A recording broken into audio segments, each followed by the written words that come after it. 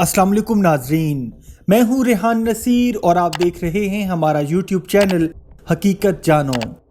दोस्तों, 17वीं सदी के सबसे बड़े और ताकतवर बहरी जहाज को जब समुंदर में उतारा गया तो पानी में उतरने के 20 मिनट के बाद ही ये आलीशान और उस वक्त में दुनिया का सबसे बड़ा बहरी जहाज समुंदर में डूब गया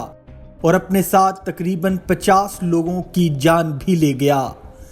दोस्तों, आज की वीडियो में हम इस शानदार जहाज के पानी में उतरने के 20 मिनट बाद ही डूबने की हकीकत आपको बताएंगे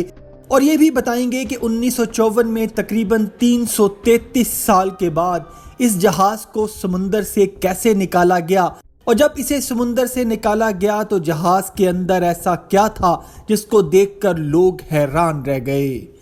इस सब की तफसील आज हम बताएंगे आपको इस वीडियो में, लेकिन इससे पहले अगर आपने हमारे चैनल हकीकत जानो को सब्सक्राइब नहीं किया तो बराह करम सब्सक्राइब ज़रूर कर लीजिएगा और साथ ही साथ बेल के निशान को भी दबा दीजिए ताकि ऐसी ही हकीकत से भरी वीडियोस नोटिफिकेशन आपको मिलता रहे।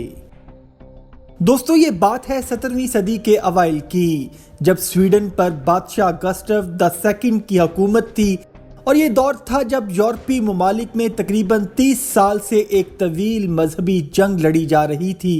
जो बुनियादी तौर पर दो ईसाई फिरकों कैथोलिक और प्रोटेस्टेंट्स के दरमियान थी। और इस जंग में नुमायां किरदार स्वीडन जो कि प्रोटेस्टेंट थे और पोलैंड का था जो कि कैथोलिक थे। स्वीडन और पोलैंड सालों से अपने मजहबी अकायद की बुनियाद पर एक दूसरे से लड़ते आ रहे थे। स्वीडन के किंग गस्टव II ने इस जंग में और कुछ समुद्री तूफानों की वजह से अपनी नेवी के 10 जंगी जहाज गंवा दिए थे। लिहाजा इस वक्त स्वीडन को ताकतवर जंगी जहाज़ों की ज़रूरत थी, लेकिन स्वीडन के पास वक्त की शदीद कमी थी। किंग गस्टव ने बिल्डर्स को 4 जंगी जहाज बनाने का ऑर्डर दिया और जब पहले जहाज की तामीर का आगाज किया गया तो इसकी बनावट के दौरान बार बार किंग गस्टव इसमें तब्दीलियां करने का हुक्म देता रहा। किंग गस्टव चाहता था कि यह जहाज अभी तक का सबसे बड़ा बहरी जंगी जहाज बने। लिहाजा उसने इंजीनियर्स को यह हुक्म दिया कि यह जहाज 108 फुट की बजाय 120 फुट लंबा बनाया जाए ताकि वो अपने साथ ज्यादा सामान और हथियार लेकर सफर कर सके। बादशाह का ये हुक्म सुनकर बिल्डर्स सोच में पड़ गए, क्योंकि उन्होंने इससे पहले कभी भी 108 फुट से लंबा बहरी जहाज नहीं बनाया था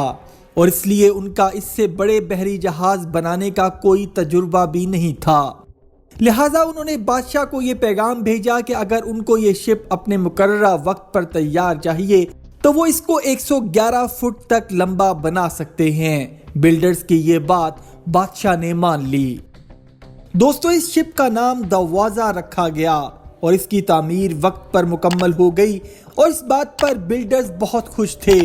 लेकिन उनको ये नहीं मालूम था कि बादशाह का एक और इम्तिहान उनके सर पर आने वाला है। बादशाह ने पैगाम भेजा कि उसे खबर मिली है कि Polish navy double cannon deck वाले जंगी जहाज बना रही है जिसमें स्वीडिश जहाज की निस्बत ज्यादा सामान और ज्यादा हथियार कैरी किए जा सकते थे। लिहाजा बादशाह ने हुक्म जारी किया कि इस जहाज को भी इसी तरह डबल कैनन डेक में तब्दील किया जाए।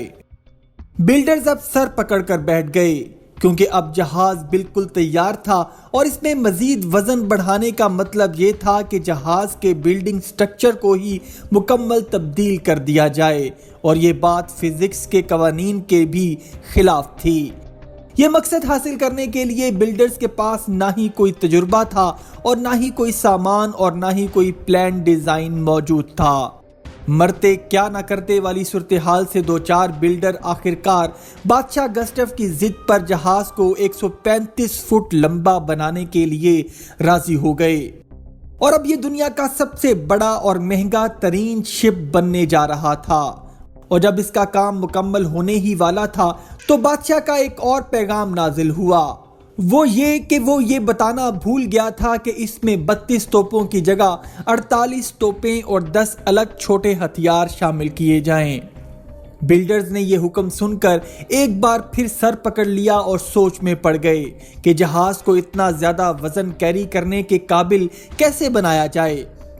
چونکہ اس جنگی جہاز کی تعمیر میں بادشاہ نے پیسوں کی فراوانی کر رکھی تھی، لہٰذا بلڈرز اس حکم کو بھی مان کر کام کرنے میں مصروف ہو گئے۔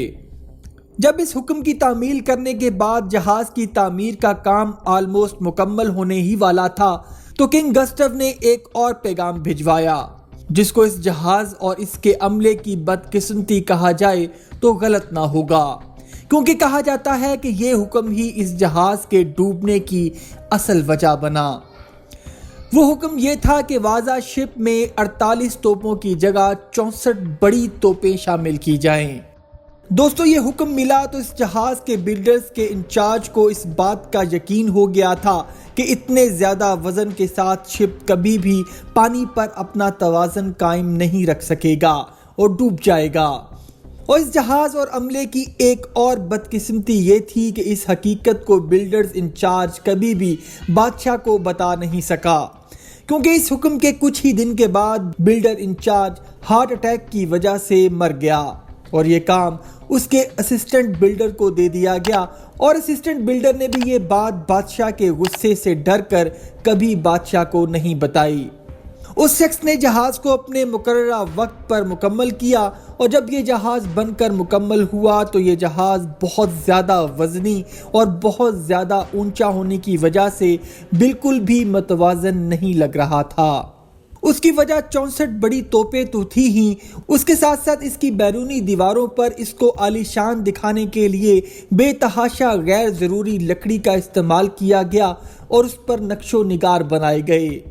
اس کی اسٹیبلٹی کو دیکھنے کے لیے ایک چھوٹا سا ٹیسٹ بھی کیا گیا اور 30 لوگوں کو اس جہاز کے ایک کونے سے دوسرے کونے تک بھاگتے ہوئے جانے کو کہا گیا،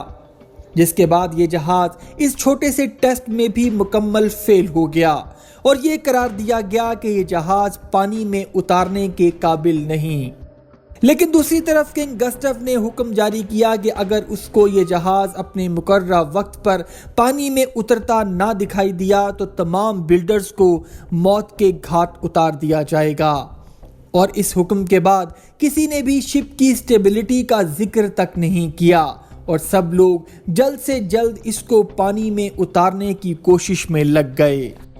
اور پھر 10 اگست 1628 کو یہ عالی شان اور بھاری بھرکم جہاز سویڈن اسٹاک ہوم کی بندرگاہ کے پانی میں اتارا گیا۔ یہ جہاز بہت ہی عالی شان اور شاندار لگ رہا تھا، جس سے سویڈش نیوی کی طاقت کا اندازہ ہو رہا تھا۔ اس بحری جہاز میں عملے کے 130 لوگ سوار تھے، جن کو 100 کلومیٹر کا سفر طے کرنا تھا۔ دوستو، یہ جہاز جب بندرگاہ سے 1 کلومیٹر دور پہنچا تو اس نے بادشاہ کو سیلوٹ پیش کرنے کے لیے اپنے سارے گن ڈیکس کھول دیے اور تمام توپوں کو ایک ساتھ چلا کر ایک سیلوٹ پیش کیا، اور پھر ہوا کے ایک چھوٹے سے جھونکے کی وجہ سے یہ بڑا بحری جہاز پانی میں ایک طرف جھک گیا، اور پھر ڈبل گن ڈیک کے انتہائی زیادہ وزن ہونے کی وجہ سے پانی گن ڈیک کے اندر داخل ہو گیا، اور 5 منٹ کے اندر یہ پورا کا پورا عالی شان جنگی بحری جہاز ڈوب گیا۔ دوستو، واضح وار شپ ڈوبتے ہوئے 50 لوگوں کی بھی جان لے گیا، اور اس حادثے میں شپ کا کیپٹن بچ گیا، جس کو کنارے پر آتے ہی گرفتار کر لیا گیا۔ دوستو، اس بحری جہاز کے ڈوبنے کے پیچھے در حقیقت کنگ گسٹو II ہی ذمہ دار تھا، کیونکہ اس کی ضد نے ہی جہاز بنانے والوں کو اس قدر مجبور کر دیا کہ انہوں نے تجربہ نہ ہونے کے باوجود بادشاہ کی موت کی سزا سے ڈرتے ہوئے یہ کام کیا، اور نتیجہ یہ نکلا کہ جہاز 5 منٹ کے اندر سمندر میں غرق ہو گیا۔ دوستو، اس جہاز کے ڈوبنے کے 333 سال کے بعد اس کو سمندر کی گہرائی میں سے ڈھونڈ نکالا گیا، اور پھر 1961 میں اس کو سمندر کی گہرائی سے باہر نکالا گیا۔